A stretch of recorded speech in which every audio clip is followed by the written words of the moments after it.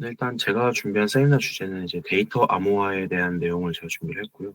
요건 이제 좀 진짜 자기 업무와 관계가 없는 연관이 적으신 분들도 계셔가지고 그렇게 딥한 내용까지는 준비를 안 하고 그냥 간략하게 데이터 암호화란 어떤 것인가에 대해서만 진행을 했고요.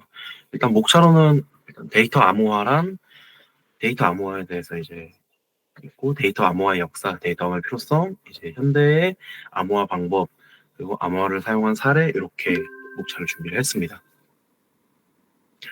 암호화 또는 영어로 이제 엔크립션이라고 하는데 특별한 지식을 소유한 사람을 제외하고 이제 누구든 읽을 수 없도록 알고리즘을 이용해 정보를 이제 전달하는 과정인데요. 이제 개인이 소유한 지식에 대해서 요거 이제 지적재산권이나 이런 문제나 아니면 이제 군사적으로 사용하는 군사 전술 같은 경우 이런 특별한 지식을 얘기를 하게 되고요. 요 이제 지식의 소유자 군사 지식 같은 경우 이제 지휘관들이나 아니면 그 또 작전을 수행하는 이렇게 병사들이 될 거기 때문에 그런 소유한 사람들 제외하고는 이게 전달이 안 되기 때문에 그런 경우 이제 필요한 게 이제 암호화라고 할 수 있습니다. 그래서 암호화의 목표는 세 가지 정도로 얘기를 할 수 있는데요. 기밀성, 무결성, 가용성 이렇게 세 가지 정도로 얘기를 할 수 있습니다. 이제 기밀성 같은 경우는 권한이 있는 사용자만 정보를 이제 사용할 수 있도록 해야 하고요. 무결성 같은 경우는 이제 허가되지 않은 사용자가 이 정보에 접근하면 안 되기 때문에 이 무결성도 암호화의 목표 중 하나로 들 수 있고, 이제 가용성 같은 경우는 허가된 사용자가 정보에 접근할 때 이것이 방해받지 않아야 됩니다. 사용자가 암호화를 하고 난 후에 이제 이 정보에 접근을 할 수가 없게 된다면 사실 암호화를 하는 의미 자체도 적어지기 때문에 암호화의 목표를 이렇게 세 가지로 줄 수 있습니다. 그래서 암호화의 역사 같은 경우는 처음에는 이제 군사 또는 정치 목적으로 사용이 됐는데요. 이제 고대 암호 같은 경우는 이제 전치법이라고 해가지고 그 평문에 있는 문자들의 순서를 바꿔 암호화하는 기법입니다. 이제 대표적으로 이제 스파르타에서 전쟁에 나가 있는 군대 전술 같은 걸 전달할 때 사용을 역사적으로 했다 하고요. 그리고 치안법 같은 경우는 평문의 문자를 다른 문자로 치환하여 암호화하는 기법인데요. 오른쪽 예시처럼 그 알파벳 숫자 A, B, C, D, E 이런 순서대를 임의로 바꿔서 이제 요 바꾼 순서를 알고 있는 사용자들끼리만 정보가 전달될 수 있게끔 하는 치환법입니다. 20세기에 들어와서는 암호에 대한 연구가 활발히 진행이 되고 있는데요. 두 차례 세계대전에서 암호 설계와 해독에 대한 필요성이 대두되면서 연구가 활발히 진행되고 있습니다. 그래서 암호화의 필요성 같은 경우는 개인정보 보호, 데이터 보안, 통신 보안, 국가 안보 이렇게를 들 수가 있는데요. 개인정보 보호 같은 경우는 요즘 현대에 들어서 이제 개인정보가 악용되거나 그런 사례들이 점차 늘어나고 있는 추세예요.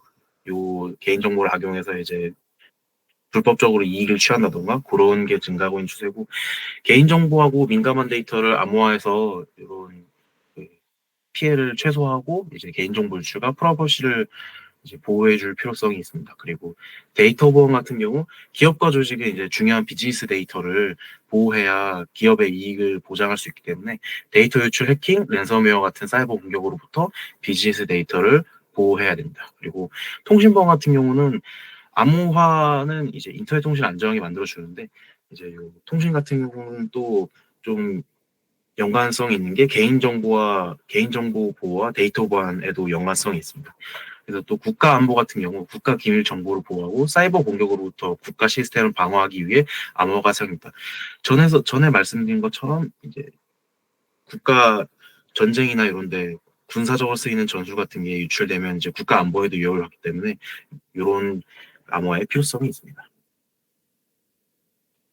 그래서 현대 암호화 방법 같은 경우는 이제 두 가지 방식을 대표적으로 가져왔습니다. 어드밴스드 인크립션 스탠다드라고 이제 국제적으로 스탠다드로 이제 정한 암호화 방법이 있는데요. 이제 현대 이제 대칭키 암호화의 표준입니다.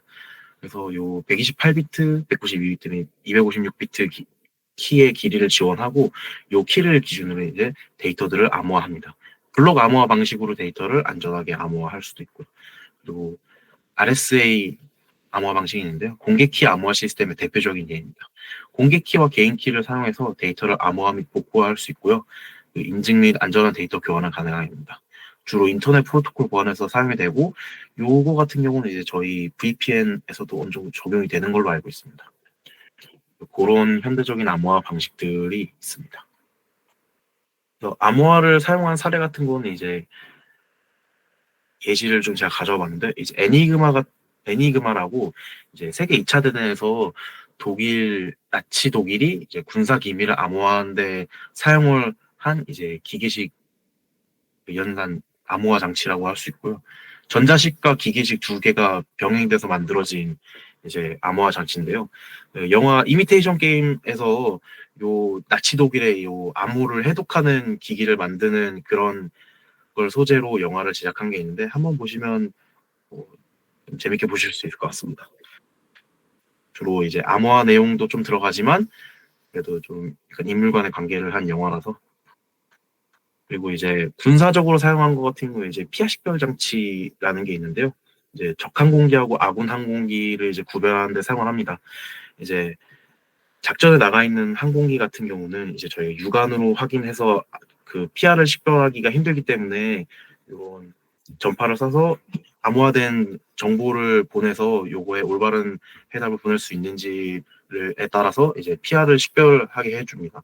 그래서 요거 같은 경우는 이제 적군한테 정보가 넘어가게 된다면 이제 적 아군을 이제 식별할 수 없게 되기 때문에 요거에도 암호화가 똑같이 적용이 되고요. 이제 국내에서는 이제 군사적으로 쓰는 피하 식별 장치가 IF의 모드 5 정도가 있습니다. 또 이메일 암호화 같은 경우는 이제 민감한 이메일 메시지를 전송할 때 이메일 클라이언트와 서버 간의 암호화를 사용하여 메시지의 기밀성을 보호하고요.